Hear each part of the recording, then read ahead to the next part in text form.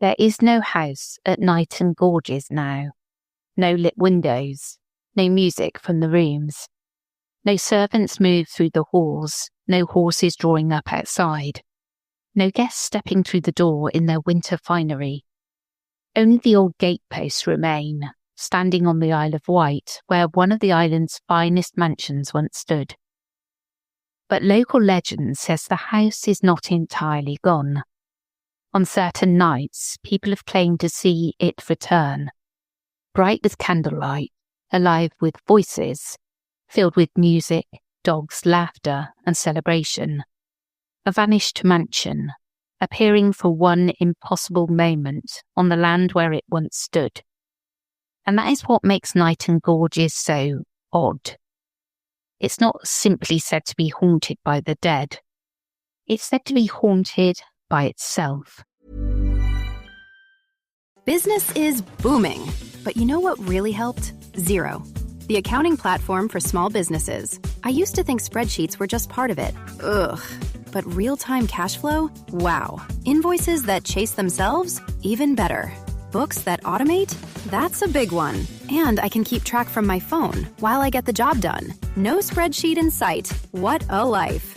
Do right by yourself and your business and search Xero for your free trial. Conditions apply. Fuel your fire with Peloton instructors. Show up and experience our instructors breathing energy into your fitness. Need new workout buddies? Peloton Teams helps you find your crew and stay accountable with a support system. Don't just train. Connect with others, crush the leaderboard, and rediscover your momentum with the Cross Training Series. I wrote a little song to remind you, Choice Hotels get you more of the experiences you value. The Cambria Hotel's got it all. A rooftop bar, have a ball. Cocktails up here feel just right. Is Cambria amazing? All right. Bring a date, your team, or even your mom. Book direct at choicehotels.com. See you on the roof.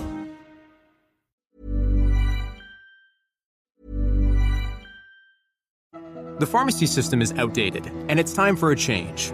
OptumRx is introducing an industry-first transparent pharmacy care model with a pricing approach where clients pay a monthly, per-member fee for services that is independent of manufacturers' list prices or prescription volume, and digital tools that help consumers compare pricing. It's a smarter model, built to work better for everyone. That's how OptumRx continues to reset the standard. Learn more at optum.com/transparency. The Peloton Cross Training Series makes every workout personal. Peloton IQ helps you move smarter with personalized guidance based on your performance. Ready to lift heavier? Weight suggestions help you choose the right dumbbells, while form feedback perfects your posture and rep tracking keeps count. Get accurate, real-time support from your built-in personal coach. Work out confidently on the Cross Training Series.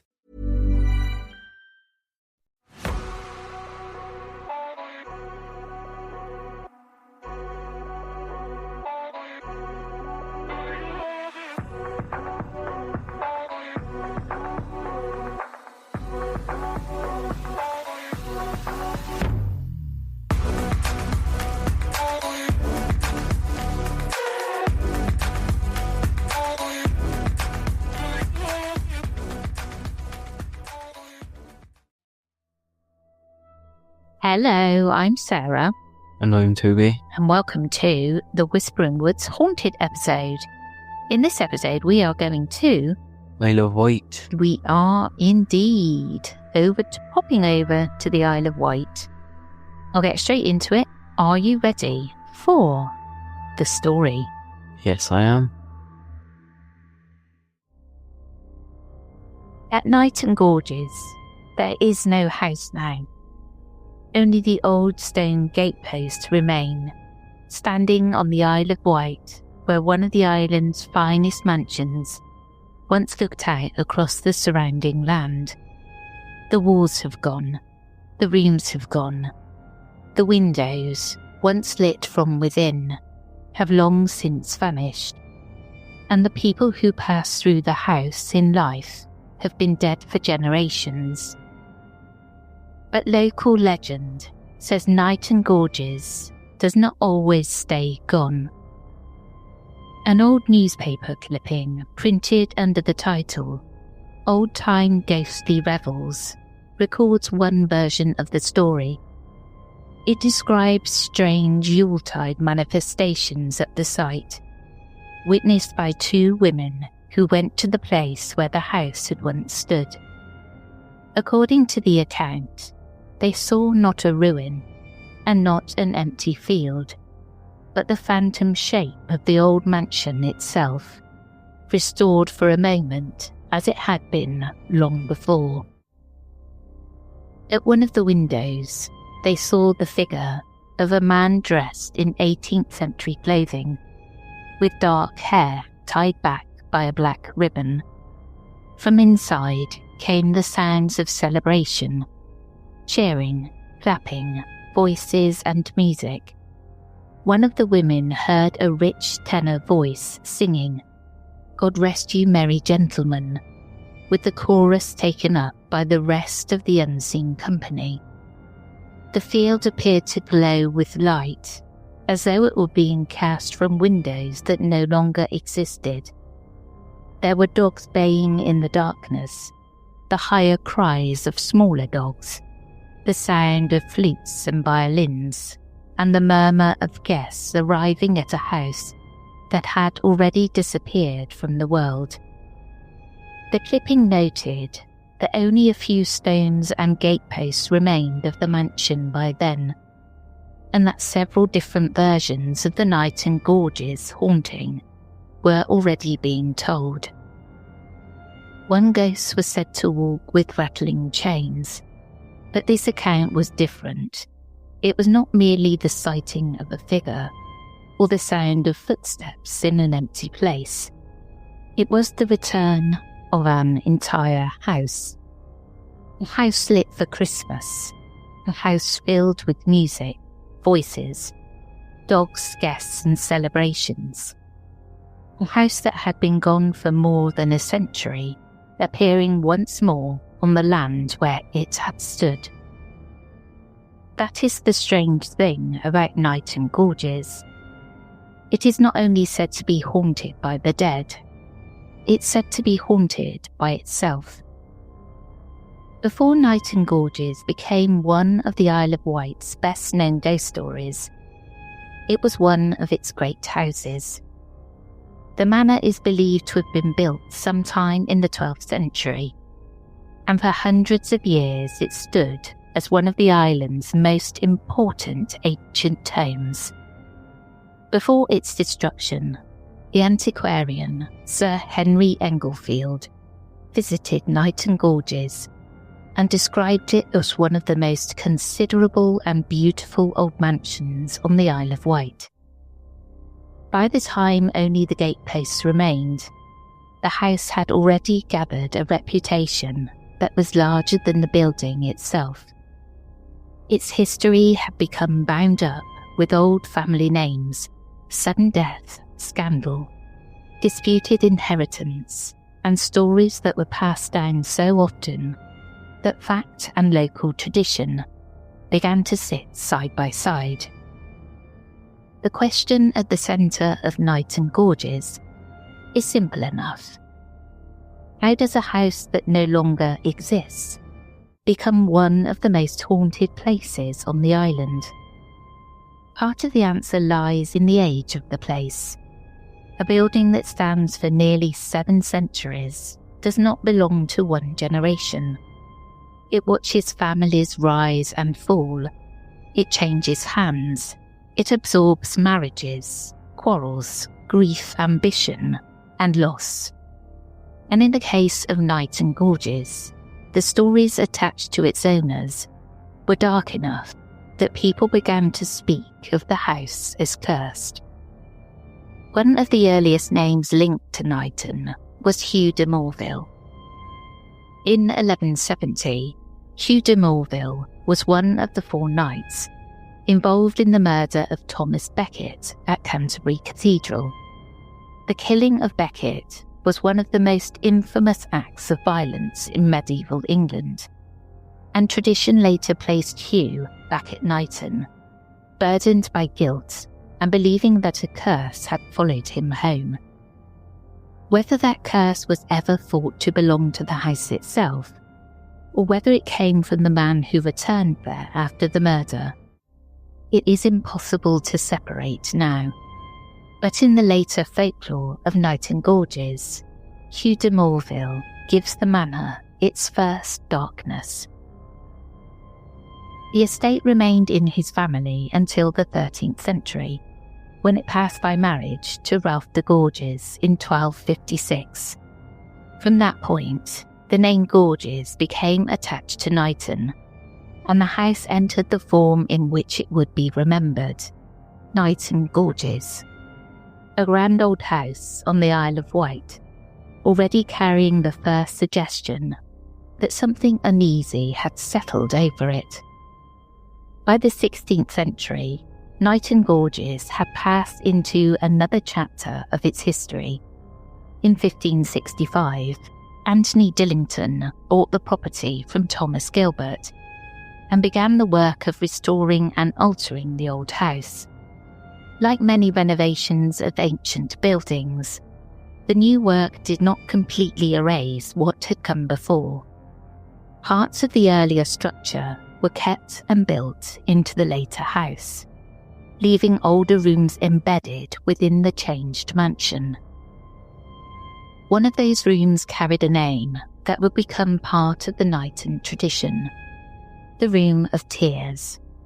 According to the story, the words were engraved over the doorway, marking a chamber already associated with grief before the house's later hauntings took shape.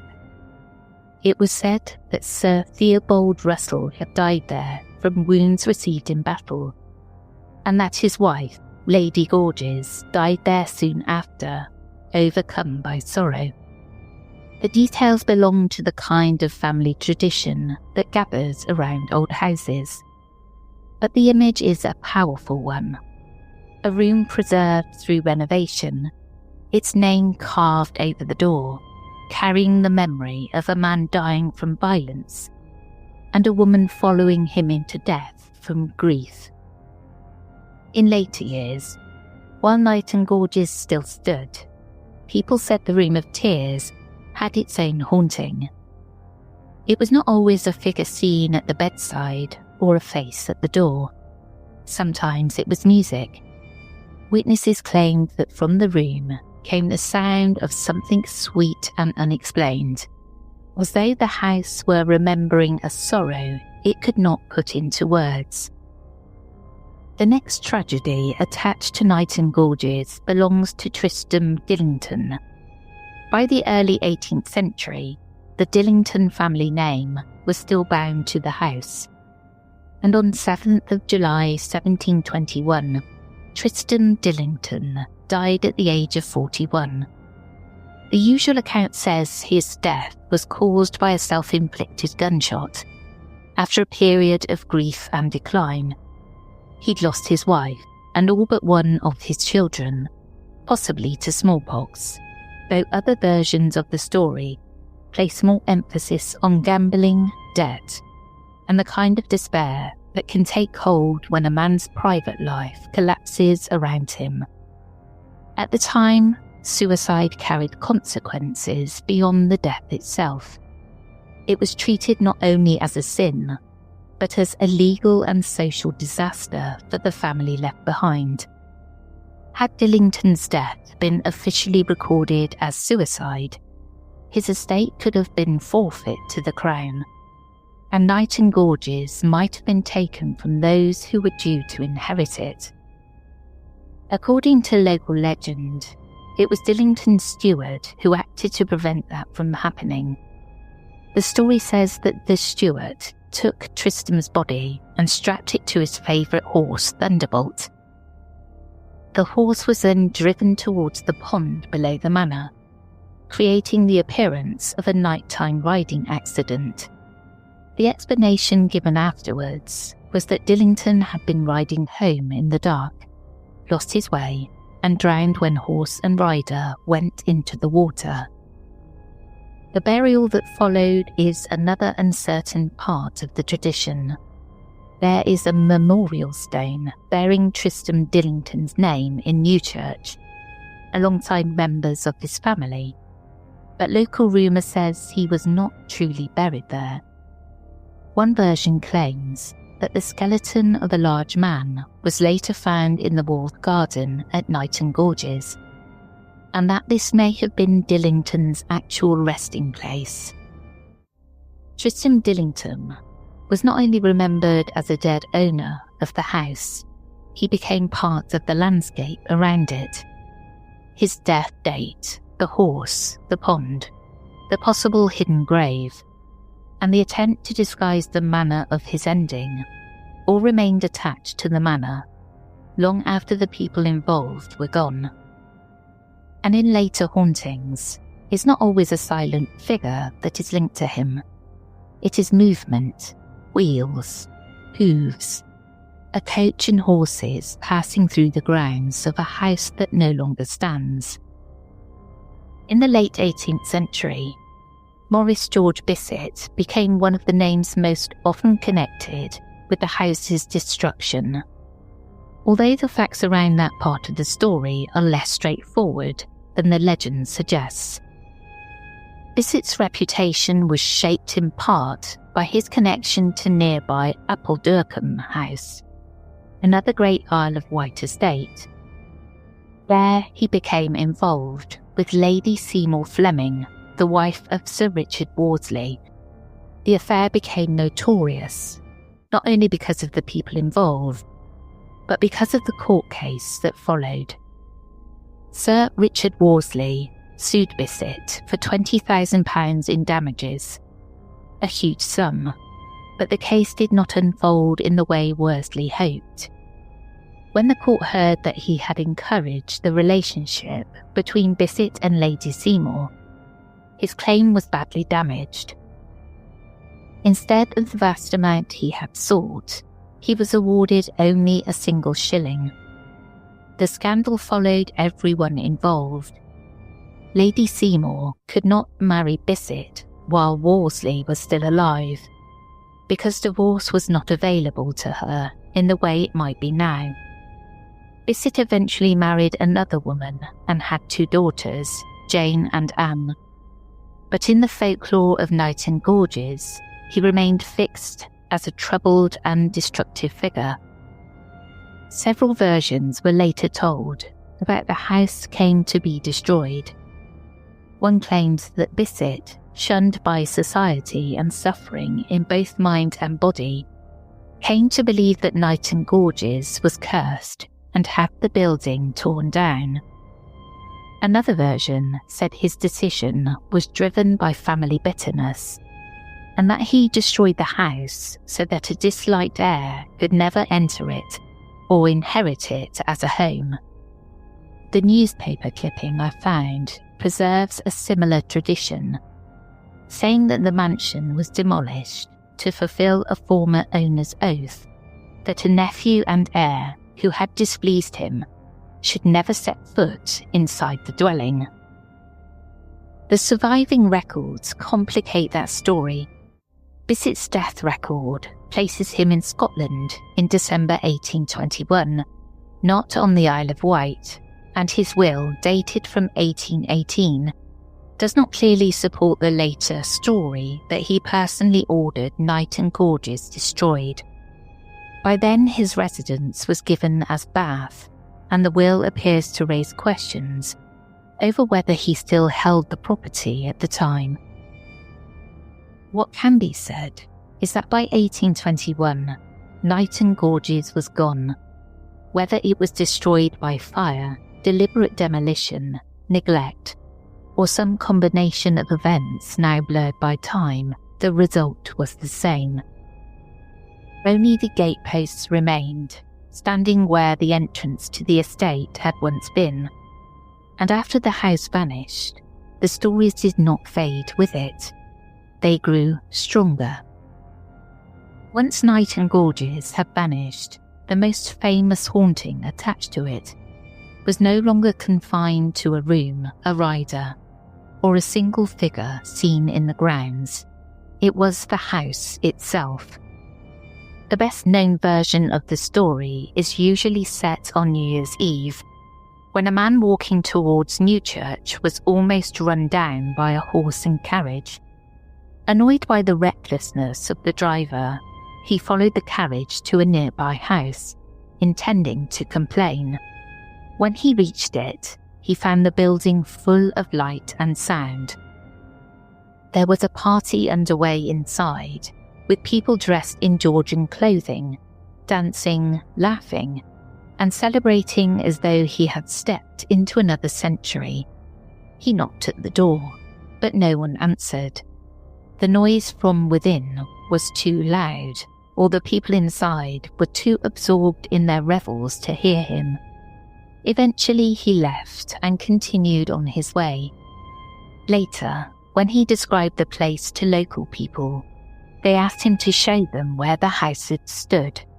When he pointed it out, they told him the building he had seen was Knighton Gorges, and Knighton Gorges had been gone for a long time. On New Year's Eve 1915, Isle of Wight writer Ethel Hargrove was said to have witnessed the ghostly return of the house with a friend. The account describes illuminated windows, guests arriving in 18th century clothing, dancing, and the sound of a spectral singer. In this newspaper clipping, the scene is especially vivid. The women reportedly saw a man at one of the windows, dressed in 18th century clothing. They heard applause and the sound of celebration, and that rich tenor voice singing "God Rest You Merry Gentlemen."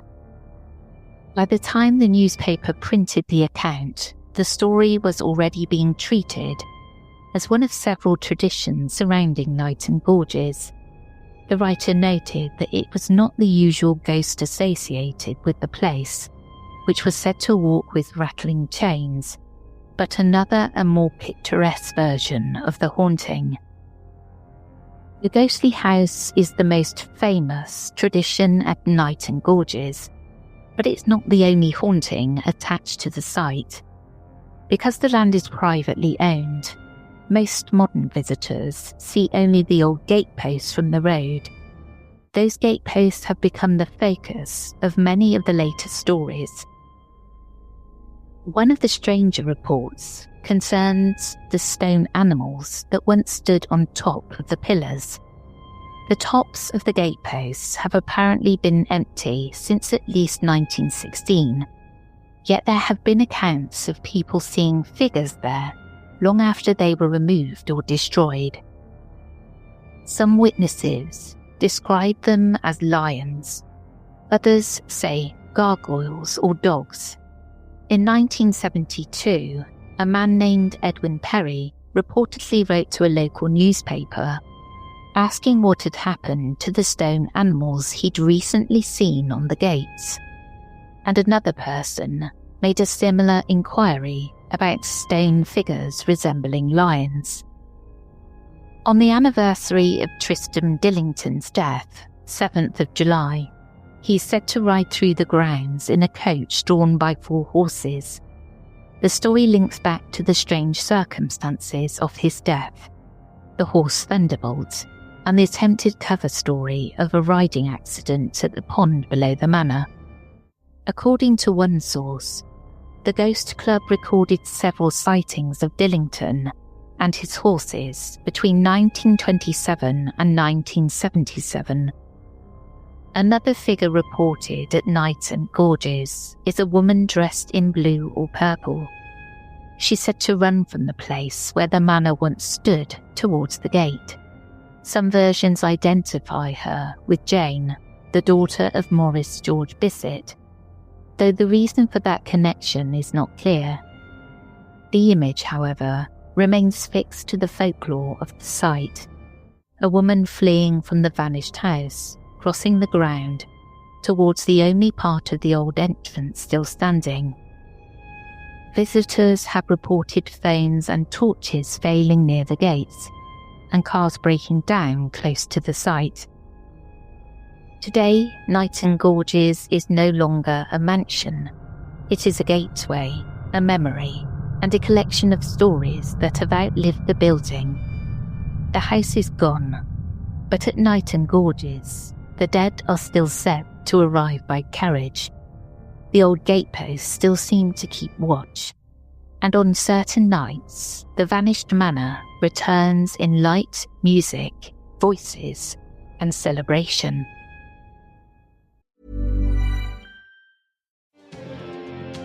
The Genesis GV70, with all its award-winning tech and performance, is built to thrill. So you can hit the road, hit the turns, and hit Sport Plus mode for serious acceleration and handling. Inside, you'll find intuitive tech that elevates every driving experience. And wherever you go, the GV70 will have you on the edge of your seat. It's luxury that's built to thrill. Learn more at Genesis.com and feel the GV70. The Peloton Cross Training Series makes every workout personal. Peloton IQ helps you move smarter with personalized guidance based on your performance. Ready to lift heavier?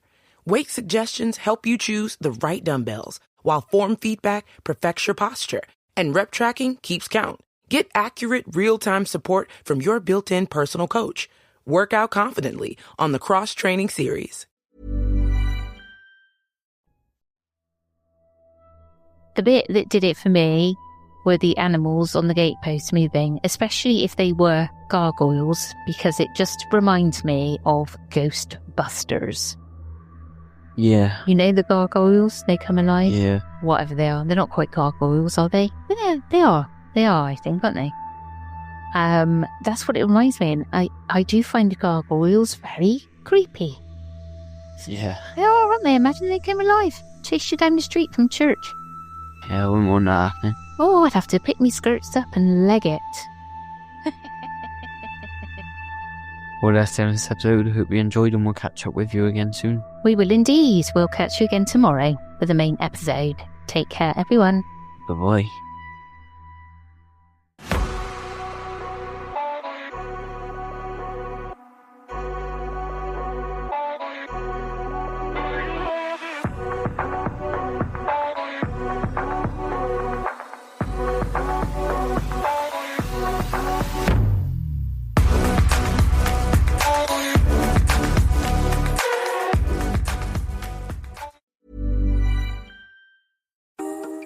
When it comes to what your family eats and drinks, you know your choices matter.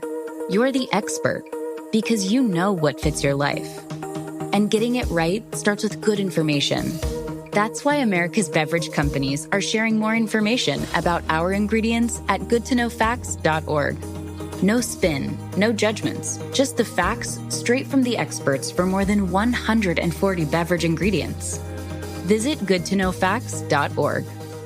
Fuel your fire with Peloton instructors. Show up and experience our instructors breathing energy into your fitness. Need new workout buddies? Peloton Teams helps you find your crew and stay accountable with a support system. Don't just train. Connect with others, crush the leaderboard, and rediscover your momentum with the Cross Training Series. From furniture to tableware, the best for outdoor living is at Paragold, the destination for luxury home. Elevate how you go al fresco with quality pieces in every style from design's best brands. Shop our largest ever selection and enjoy free, fast, full-service delivery on most items, in-store and online at Paragold.com. The stories told on the Whispering Woods are inspired by historical records, witness reports, and local folklore. While every effort is made to research and represent events accurately, some details, names, and locations may differ from official accounts or have been changed out of respect for those involved. These episodes are created for storytelling and entertainment purposes and should not be considered definitive fact or investigative journalism.